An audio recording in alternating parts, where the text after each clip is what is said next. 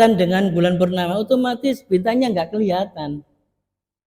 Itu keutamanya orang ulama, seorang alim di suatu tempat atau di suatu desa atau di suatu kampung atau di perumahan.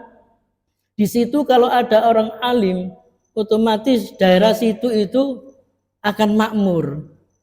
Daerah situ akan diberikan oleh Allah cahaya karena lantaran adanya seorang alim di situ. Ini yang ahli ilmu dan wiroi. Insya Allah dari situ akan makmur, diberikan Allah kemakmuran. Sing biasanya sepi, akhirnya jadi rame. Sing biasanya nggak ada airnya, akhirnya bisa keluar airnya. Biasanya itu kalau ada daerah kok sulit air, berarti di situ itu nggak ada ulama di situ, tidak ada orang alim yang menyampaikan ilmu-ilmu Allah, malah dimusuhi. Ini paling bahaya kalau musuhi seorang alim. Itu ibarat perang dengan Allah dengan nyata. Kalau ada orang alim kok dimusuhi, itu sama juga kita memusuhi Allah Subhanahu wa ta'ala. Alhamdulillah di Duku Kupang sini ada Ustadz Solihin. Ini yang bisa memakmurkan masjid, yang bisa memakmurkan suatu daerah sini. Ini kita harus berbangga, bersyukur kepada Allah Subhanahu wa ta'ala. Di sini ada seorang alim ahli Al-Quran, insya Allah di sini akan dimakmurkan oleh Allah Subhanahu wa ta'ala. Ini salah satu contohnya.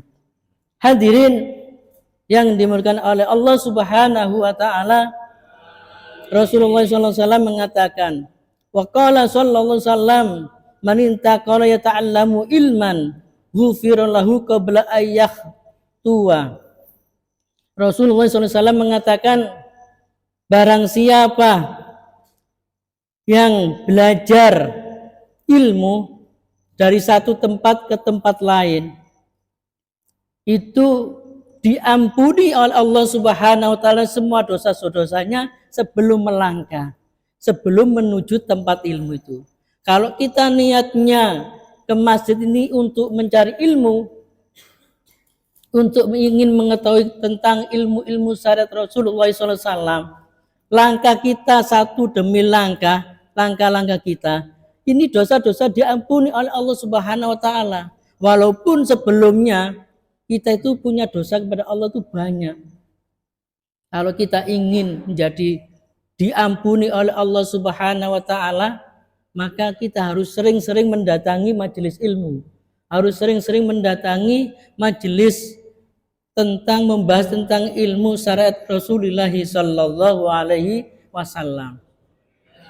Dalam hadis yang lain, Rasulullah sallallahu alaihi wasallam mengatakan, ketika kita melangkah untuk menuju ilmu, majelis ilmu, itu Allah menyuruh malaikat untuk ngayomi. Jadi suwiwinya malaikat itu dilebarkan untuk ngayomi orang ini ketika berjalan. Dan pintu-pintu rezekinya akan dibuka oleh Allah Subhanahu wa ta'ala. Ini fadilahnya kalau kita sering-sering mendatangi ilmu, majelis ilmu. Hadirin yang dimuliakan oleh Allah Subhanahu wa ta'ala, Rasulullah SAW mengatakan, wa qala sallallahu alaihi wasallam, akrimul ulama fa innahum indallahi kurama mukramuna. Rasulullah SAW mengatakan, muliakanlah para ulama, fa innahum indallahi mukrama, maka sesungguhnya Allah itu memuliakan dan sangat memuliakan. Ini ya, kita dianjurkan, disuruh oleh Rasulullah SAW untuk mengagungkan, untuk memuliakan seorang alim atau para ulama yang membawa ilmu-ilmunya Allah Subhanahu wa ta'ala. Karena dengan adanya para ulama, dengan para orang-orang alim ini, kita itu disinari, kita itu diberikan hidayah, kita itu diberikan petunjuk oleh Allah Subhanahu wa ta'ala.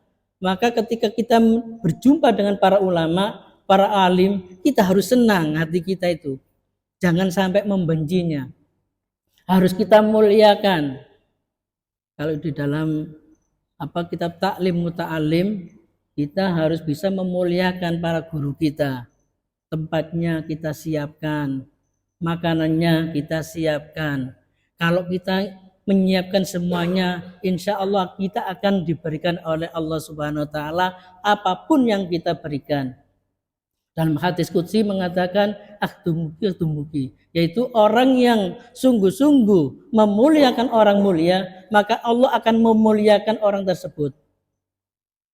Kalau ingin kita menjadi orang mulia, walaupun kita tidak bisa apa-apa, kita hanya bisa khidmat aja kepada orang alim, kita bisa khidmat kepada para ulama, kita harus bisa khidmat kepada guru-guru kita. Jangan sampai kita itu membencinya.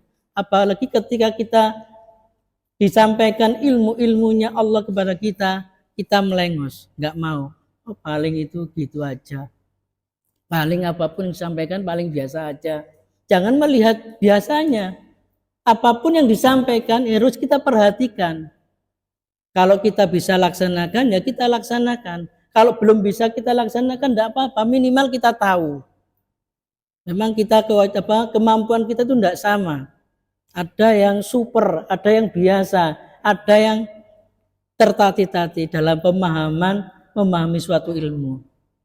Ada yang super, sekali dibicarakan, sekali diberi ilmu itu langsung paham, bisa melaksanakan. Ada yang biasa-biasa aja, hanya menganggap biasa aja, enteng, hanya sebatas sholat ilmunya, hanya sebatas ilmu ngaji, hanya sebatas ilmu aja. Tapi lantaran kita mengentengkan ini, akhirnya ilmu itu nggak bisa masuk. Tapi kalau kita memuliakan kepada seorang alim, insya Allah dengan senangnya Allah akan memberikan ilmu laduni. Ilmu laduni itu ilmu yang tidak dipelajari, tapi Allah memberikan kepada kita. Itu karena memuliakan suatu ilmu. Karena kita khidmat kepada para ulama. Suatu ketika ada santri dipondokkan oleh orang tuanya kepada perkiai. Tapi santri ini oleh kiainya nggak disuruh ngaji, disuruh yaitu angon bebek atau kambing. Kemudian lama sampai baru ingat, oh iya saya kan punya santri ya. Lupa kayak saya punya santri, akhirnya dipanggil, suruh ke sini, orang tuanya datang, wis kamu disuruh pulang kepada orang tuamu. Dia mengatakan, saya belum pernah ngaji, saya belum pernah belajar di pondok ini, tapi kok saya disuruh pulang. Bagaimana ini?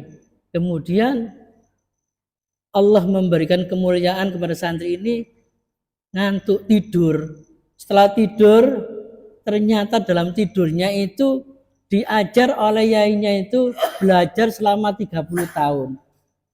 Ini karena khidmahnya. Santri tersebut akhirnya setelah bangun itu sudah menguasai ilmu apapun yang disampaikan kepada yainya selama 30 tahun. Padahal dia di situ setiap harinya hanya sebatas nginguni kambing, ngingu binatang ternak apapun yang diberikan oleh yainya. Kemudian setelah pulang akhirnya dia bisa membuka pengajian majelis-majelis ilmu. Lantaran barokah khidmah memuliakan seorang ilmu, oleh ahli ilmu, para ulama, para kiai, para ustadz, akhirnya dia diberikan oleh Allah ilmu laduni. Inilah hebatnya santri kalau mau khidmat kepada gurunya, mau memuliakan gurunya, para ulama, para alim. Hadirin yang dimuliakan oleh Allah Subhanahu wa taala. Qala Rasulullah sallallahu alaihi wasallam, "Man nadhara ila wajhil alim nadratan farikha biha khalaqallahu ta'ala min tilka nadra malakan yastaghfir lahu ila yaumil qiyamah." Kata Rasulullah SAW, barang siapa yang memandang seorang alim dengan pandangan yang senang, dengan pandangan yang bunga hatinya, khalaqallahu ta'ala min tilka nadra malakan yastaghfirnya, maka Allah akan menciptakan malaikat yang tujuannya malaikat tersebut untuk memintakan ampun kepada seorang yang melihat tersebut, kepada alim sampai hari kiamat. Jadi kalau ketika kita memandang seorang alim, para ulama dengan hati yang senang hatinya, berbunga-bunga, itu Allah mengutus malaikat untuk mendoakan, untuk memintakan ampun sampai hari kiamat. Mulai hari itu sampai hari kiamat. Loh, enaknya begitu. Padahal dosa kita besar. Tapi jangan berarti wis tak bendino nglakoni dosa wis mari ngono nyawang Ustaz Solihin. Seneng aku Ustaz Solihin. Orangnya gagah, ganteng, akhirnya dosa-dosa diampuni oleh Allah Subhanahu wa taala. Bukan seperti itu. Kalau kita berbuat dosa tetap dosa, tapi kalau kita memandangnya dengan senang hatinya, dengan bunga hatinya, tapi tidak berbuat lagi, tidak ngelakoni mana, insya Allah Allah mengutus malaikat kepada kita, yaitu akan mendoakan, mintakan ampun kita sampai hari kiamat. Setiap hari ditungakno. Enak nggih? Ditungakno mbek malaikat. Pasti kita itu akan dimasukkan surganya Allah Subhanahu wa taala. Inilah kalau kita mau memuliakan para ulama. Kemudian Rasulullah SAW mengatakan, wa qala sallallahu salam man akramal aliman faqad akramani wa man akramani faqad akramallah wa man akramallahu fa'awahu jannah. Rasulullah SAW mengatakan, barang siapa memuliakan seorang alim itu sama juga memuliakan saya, kata Rasulullah SAW. Barang siapa memuliakan saya, kata Rasulullah SAW, itu sama juga memuliakan Allah Subhanahu wa taala. Dan barang siapa memuliakan Allah Subhanahu wa taala, maka tempatnya diberikan oleh Allah surganya Allah Subhanahu wa taala. Amin amin ya rabbal alamin. Inilah enaknya kita sebagai umat Muhammad sallallahu alaihi wasallam. Padahal kita tidak pernah bertemu dengan Rasulullah sallallahu alaihi wasallam. Kalau kita memandang seorang alim itu sama dengan memandang Nabi Muhammad sallallahu alaihi wasallam. Kalau kita sudah memandang Nabi Muhammad, sama juga kita memandang Allah Subhanahu wa taala. Kalau kita sudah memandang Allah Subhanahu wa taala, kita diberikan tempat oleh Allah surganya Allah Subhanahu wa taala. Hadirin yang diberikan oleh Allah Subhanahu wa taala, kemudian Rasulullah SAW mengatakan, wa qala sallallahu alaihi wasallam naumul alim afdalu min ibadatil jahil. Beliau mengatakan tidurnya orang alim itu lebih utama daripada tidurnya wong ahli ibadah tapi bodoh. Sampai tidurnya itu dimuliakan oleh Allah Subhanahu wa taala. Kenapa seperti itu? Karena orang alim itu ketika tidur, sebelum tidur itu sudah wudu dulu. Kemudian berdoa kepada Allah. Hatinya itu selalu berdoa, zikir kepada Allah Subhanahu wa taala. Akhirnya Allah itu memandangnya dengan pandangan mulia. Tapi kalau kita mungkin tidurnya saja enggak pernah wudu. Ketika tidur tidak baca doa. Otomatis ketika tidurnya tidak ada artinya bagi Allah Subhanahu wa taala. Sampai mimpinya pun banyak mimpi dikejar-kejar setan. Inilah bedanya kalau ulama, ketika mimpi itu diberikan oleh Allah isyarah, diberikan oleh Allah ilham. Kalau ulama sekarang diberikan ilham, tapi Nabi diberikan wahyu. Bedanya di situ. Gak ada orang sekarang ulama itu kalau diberikan ilham, diberikan wahyu, namanya itu ilham ya. Kalau orang soleh itu diberikan maunah, diberikan pertolongan ketika mimpi itu namanya beda-beda.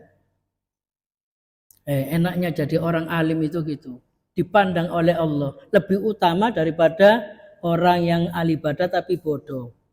Hadirin yang dimuliakan oleh Allah Subhanahu wa taala. Qala sallallahu alaihi wasallam man ta'allama baban minal ilmi ya'malu bi aw lam ya'mal bihi kan afdhala min aw yusalli alfa raka'atin tatawuan. Rasulullah SAW mengatakan, barang siapa yang belajar satu bab tentang ilmu dikerjakan atau tidak dikerjakan, setelah belajar dilakoni atau tidak dilakoni, karena afdalu min ayyusolli al-farkaatin tatawaan, itu lebih utama daripada sholat sunnah 1000 rakaat sholat sunnah. Nah bedanya di situ. Setelah kita belajar ilmu di majelis ilmu, kita belum bisa melaksanakan, misalkan tentang ilmu sholat tahajud, kita tidak bisa melaksanakan sholat tahajud karena kecapean malamnya. Itu lebih utama, karena utamanya di mana? Kita sudah mengetahui ilmunya. Kalau kita mengetahui ilmunya, sesuatu saat nanti kita akan melaksanakan. Tapi beda kalau orang bodoh, wis gak ngerti ilmune, sembarang sak karepe dhewe, otomatis sholatnya pun belum tentu diterima oleh Allah Subhanahu wa taala. Belum tentu sholatnya itu sah sesuai dengan syariat Rasulullah SAW. Mungkin wudunya sudah salah. Kalau salah wudunya otomatis sholatnya sudah salah. Makanya dari itu kalau kita ada majelis ilmu, jangan sungkan-sungkan, harus datang kita itu. Apalagi di sini oleh Haji Pak Kadir ini diberikan tempat majelis-majelis ilmu Al-Quran, di Ustadz Solihin, di ibu-ibu ada pengajian. Itu kita harus sering-sering datang, jangan sampai tidak datang. Ini emangnya kalau kita nggak datang, otomatis keilmuan kita semakin rendah, otomatis Allah akan memandang rendah kita. Hadirin yang dimuliakan oleh Allah Subhanahu wa taala, qala sallallahu alaihi wasallam, man zara aliman faka'annama zarani wa man safahal aliman faka'annama safakhani wa man jalasa aliman faka'annama jalasani fid dunya wa man jalasani fid dunya aslatu ma'iya yaumal qiyamah. Rasulullah SAW mengatakan, barang siapa yang ziarah atau silaturahim kepada para ulama, pada para alim, itu sama juga dia itu ziarah atau silaturahim kepada saya. Jadi kita sering-sering ziarah kepada ulama si A, si B, kepada siapapun. Itu sama juga kita itu ziarah kepada Rasulullah SAW. Kemudian barang siapa ngajak salaman atau salam kepada para ulama, pada alim, itu sama juga dengan kita itu salaman kepada Rasulullah SAW. Kita tidak pernah ketemu Rasulullah SAW. Bagaimana rasanya salaman kepada Rasulullah? Ya kita sering-sering sholat silaturahim kepada para ulama, para alim, para tokoh masyarakat yang mempunyai ilmu dan dilakoni. Ini kehebatannya. Misalkan sampean kepingin ketemu Kanjeng Nabi, bagaimana ini ya caranya? Sampean sowan aja kepada Ustadz Solihin, Assalamualaikum, tapi jangan lupa bawa gula kopi ya. Jangan diam aja, ya lebih baik untuk karena memuliakan. Nah itu sama juga, sampean itu sudah salaman kepada Rasulullah SAW. Kemudian waman jalasa aliman, barang siapa duduk bersama orang alim, sampean ikut duduk-duduk dengan alim. Di situ otomatis membicarakan tentang bab-bab ilmu, menjelaskan tentang ilmunya Allah Subhanahu wa taala, menjelaskan syariatnya Rasulullah SAW. Itu sama juga sampean itu sudah duduk dengan Rasulullah SAW ketika besok di akhirat yaumul qiyamah akhirnya dijak duduk oleh Rasulullah SAW, dikumpulkan kita itu. Almar'u ma'aman ahabba, kata Rasulullah SAW. Barang siapa kalau kita cinta kepada Rasulullah SAW, kita akan dikumpulkan besok kepada Rasulullah SAW. Tapi kalau cinta kita kepada orang-orang yang tidak cinta kepada Rasul, kita akan dikumpulkan juga. Misalkan zaman favoritnya dengan artis ini, senang. Besok juga akan dikumpulkan kepada artis tersebut. Nah inilah hadirin yang dimuliakan oleh Allah Subhanahu wa taala.